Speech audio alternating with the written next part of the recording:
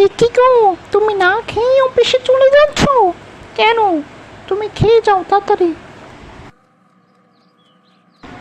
ওই কেমনে তোরা বোধ করবো, কেমনে তোরা বোধ করবো? ওই কি এটা রান্না হইল নি?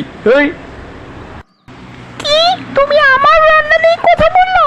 এত বড় স্পর্ধা তোমার? এত বড় সাহস তোমাকে কে দিয়েছে? হ্যাঁ, চুপ পারি। চুপ মারানি বেড়ি, তুই আবার আমার মুখের উপরে কথা কস? এই তোর রান্না তো ভালোই হয় নাই, আবার কথা কস আমার মুখের উপরে।